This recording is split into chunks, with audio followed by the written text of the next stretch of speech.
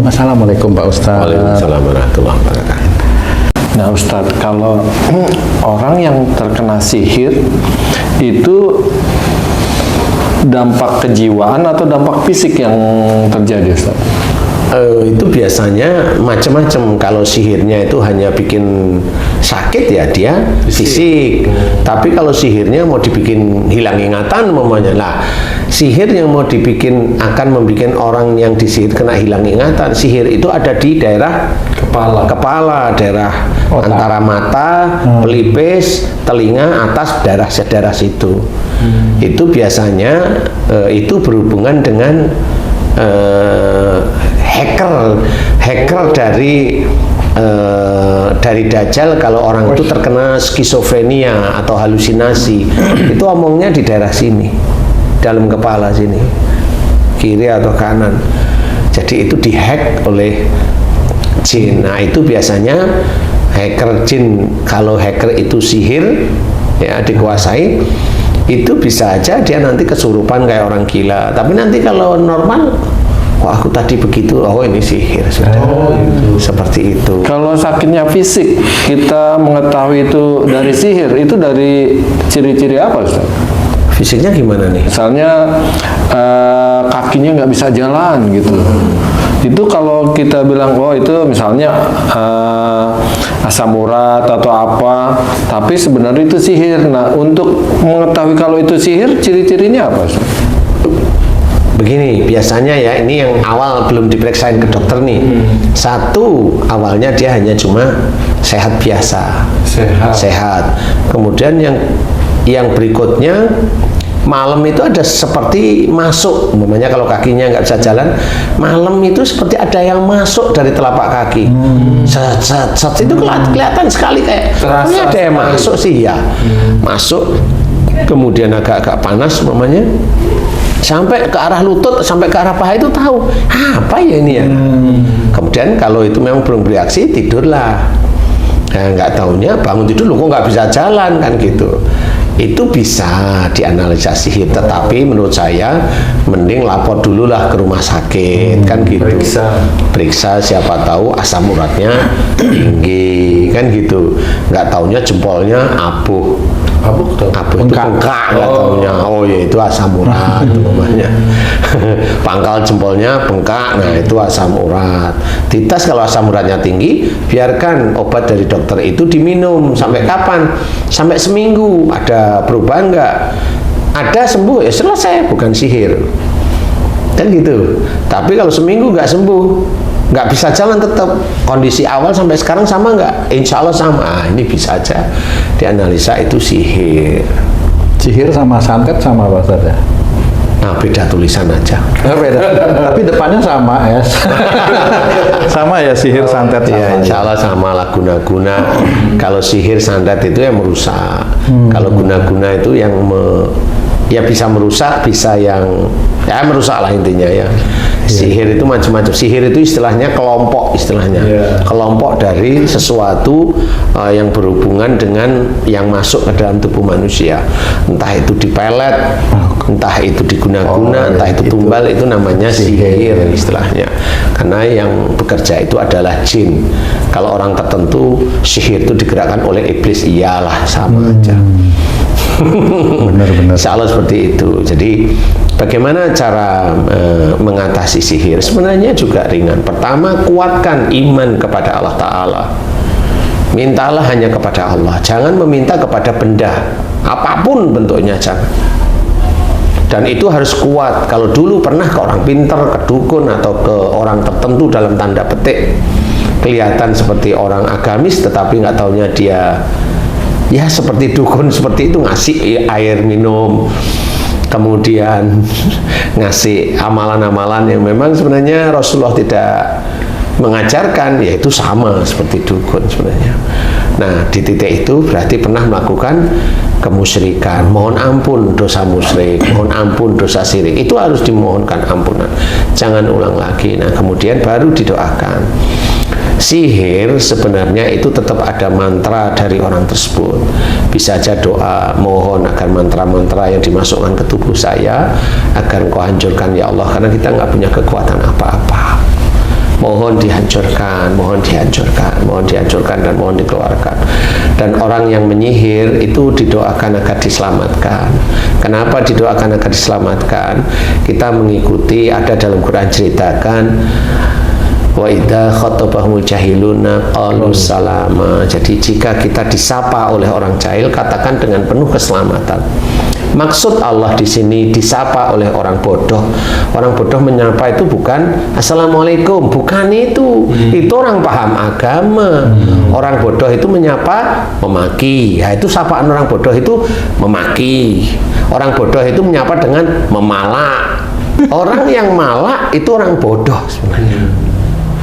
Jadi itulah jika kita disapa oleh orang jahil atau orang bodoh, itu seperti itu. Orang bodoh lain memukul kamu yang kamu tidak pernah apa-apa, tapi memukul kamu belum tentu itu kesalahan orang bodoh itu. Bisa aja dulu kamu itu hobinya memaki orang lain, ngerendahin orang lain. Ya kalau kamu dipukul, ya itu normal masih. Nah itu jadi husnuzonnya gimana itu Pak Ustadz, ketika seseorang misalnya sakit atau ini, yang paling pertama harus dia katakan itu apakah langsung ini kena santet atau harus kembali seperti ayat yang Pak Ustadz baca tadi? Ya. Gimana itu Pak Ustadz? Sebentar, saya belum selesai. Jadi nanti kalau memang ada sihir benar, ke orang yang menyihir doakan agar diberi keselamatan. Sama seperti apa yang disuruh oleh Allah Ta'ala dalam surat Al-Furqan tadi. Wa idza khatabahumul jahiluna qalu salama.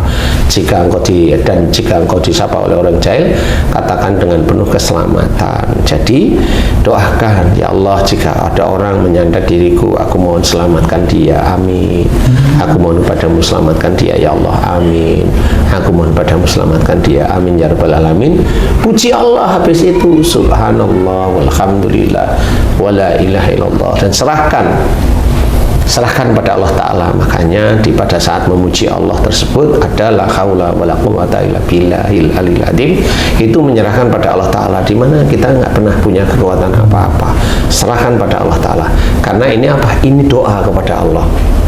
Seperti itu kalau kena sihir. Nah, kalau yang kamu tadi tanyakan, ya pertama kali ya mohon ampun, apa masalahnya, apa sakitnya, ya mohon ampun. Dan umpamanya kamu sakit di mata, berarti hubungannya dengan pandangan. Kan gitu ya. Kok gelap mata saya? Analisa dokter mata apa? Kan gitu ya. Katarak, ya sudah kamu operasi mata. Paling cuma bayar 13 juta, kan gitu. Kalau BPJS gratis. Kalau BPJS gratis kan gitu ya. Nah, tapi nunggu 3 bulan. Nah, iya.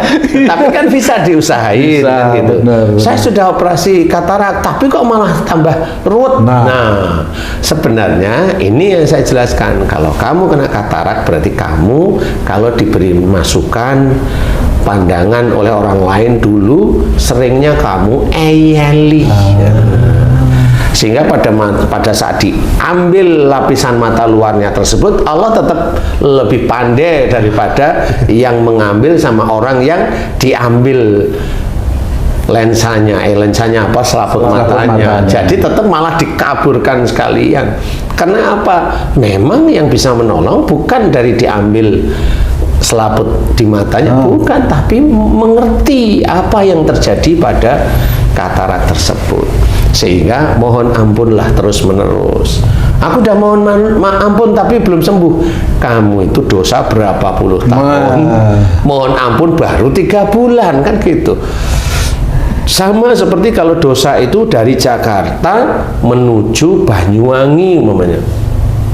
Dosa itu sampai Banyuwangi. Lah dari Banyuwangi mau menuju Jakarta, mau impas, itu berapa jam? Kalau naik bis itu ibaratnya itu 18 jam umpamanya. Dari Jakarta ke Banyuwangi 18 jam umpamanya. Lah kan kalau naik bis lagi kan ya tetap kurang lebih 18 jam. Lah baru 5 menit udah kok nggak sampai. Itu kalau bannya nggak bocor biasanya. Iya. Kalau bocor lama. Di sini ini ujian yang harus dihadapi, harus dihadapi dengan cara pandainya kita husnudon kepada Allah Ta'ala. Selalu berhubungan dengan akhlak. Tetap berhubungan dengan akhlak selama ini yang saya tangani. Karena kemarin saya nangani seorang bapak-bapak dari Bima, ini jelas ya matanya tertutup kabur. Saya cuma tanya, kata dokter mata apa? Katanya ada pembuluh mata di saya itu pecah Ustadz, serambut. Pembuluh darah di mata. Oh gitu. Terus ya, oke, sekarang lihat saya gimana? Nggak begitu kelihatan Pak Ustadz. Yang kiri ini ya. Udah berapa hari sakit gini Pak? Sudah 8 bulan Ustadz. Oke.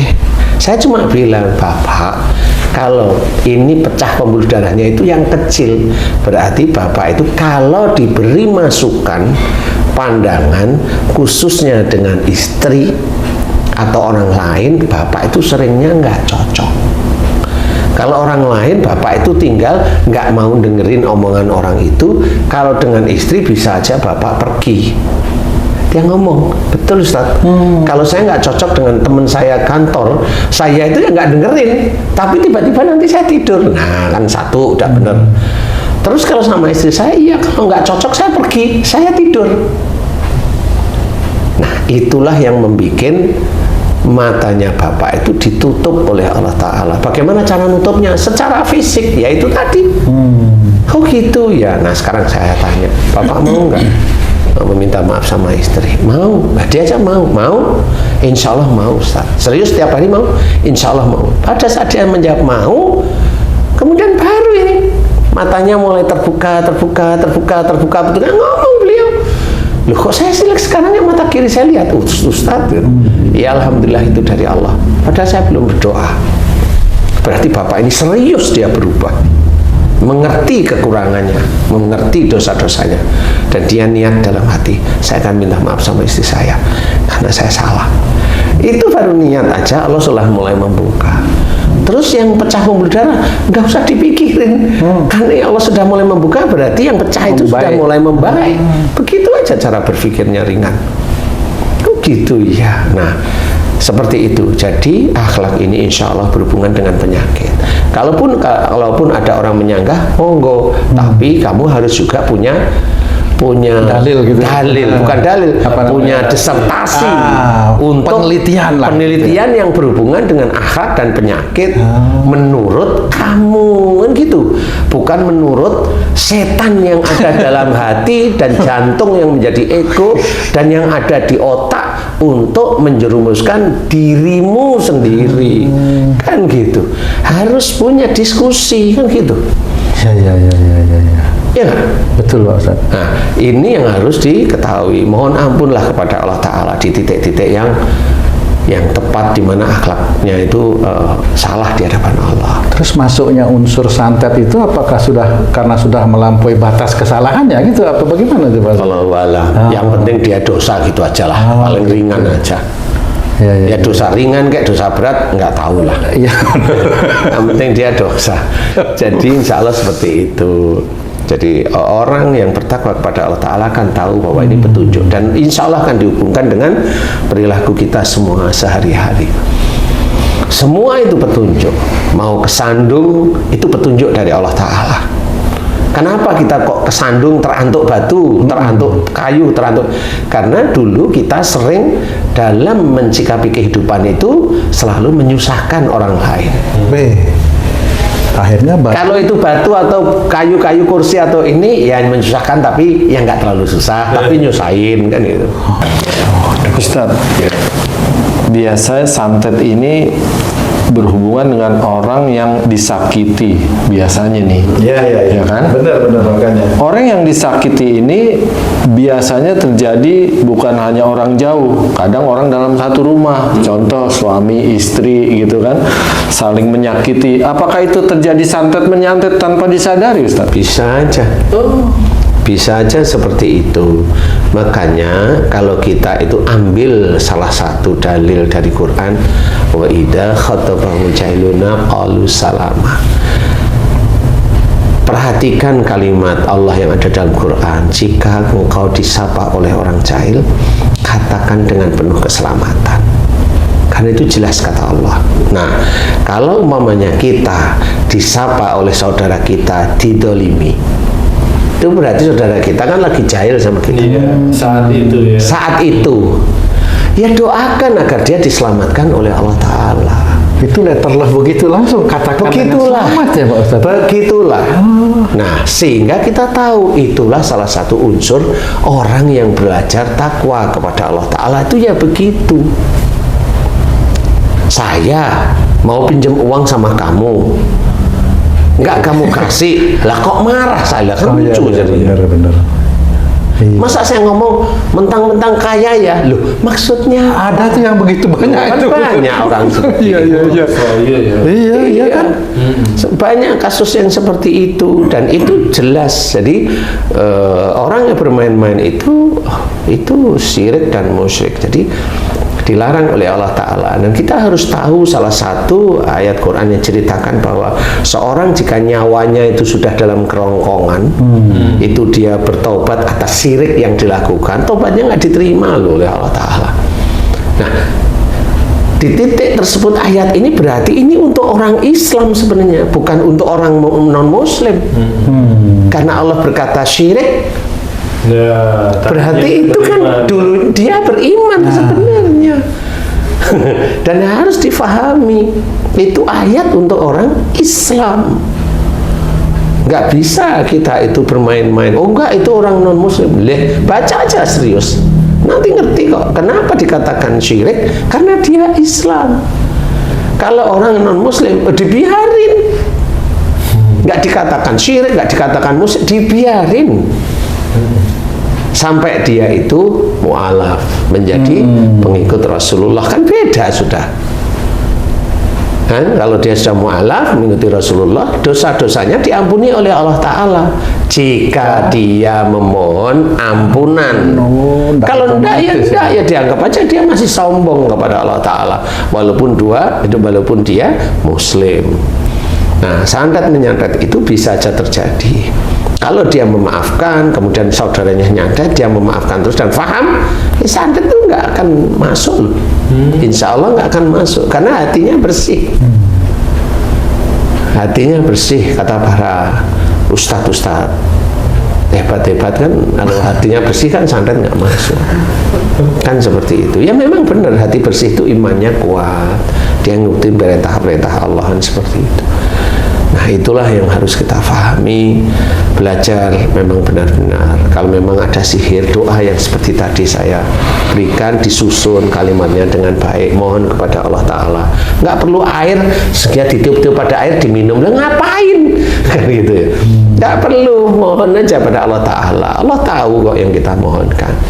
Dan kalau memang itu diberi kesembuhan, ingat, bukan doa kamu yang dijadikan sembuh, tapi iman. Jadi kuatkan iman. Yang menyembuhkan adalah Allah, hanya itu. Jadi jangan bicara melebihi batas, tetap Allah. Mudah-mudahan ini manfaat. Allahu a'lam. Alhamdulillah Pak Ustadz penjelasannya.